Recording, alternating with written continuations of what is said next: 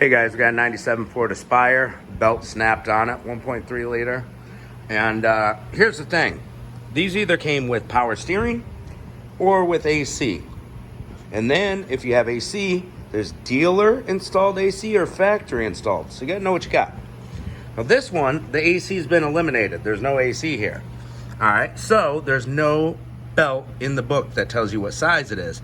You just gotta measure your pulleys and find out. Well, there was still some of the belt left on there. So it measured out to 34.8 inches. Well, the parts store, all they had was one that was 34 and an 8. That's too small. And they had one that was a 35 and 3/8. So we're gonna try the 35 and 3/8. We do have quite a bit of play in this alternator for tension.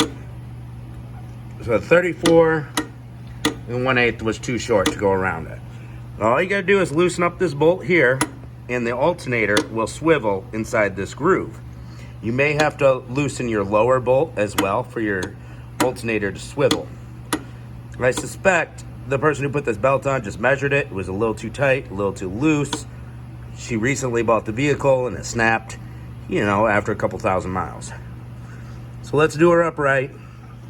All we're gonna do is take this belt and we just simply have to wrap it around. I like to start at the crank and then we wrap it around the water pump and finish with the alternator. Let's see if this belt will fit the length we need. We have quite a bit of room for play here. All right, this belt was the perfect size. Oh, I forgot my flashlight. We'll put a flashlight on there. As you can see, our bolt, we still have a little bit of room to slide over to go tighter. But this size was about perfect. If you're trying to eliminate your AC and your Ford Aspire, there's your part number right there, your belt length. That's what you want. Fits perfect. You want about 1/2 inch of belt play, give or take, per foot of belt. And this is a little less than a foot. We got a little less than 1 inch of play. It's nice and tight. Worked out good. This was a 1/2 inch or 13 millimeter bolt. Somebody had replaced the bolt on this. They had lost it or something and replaced it.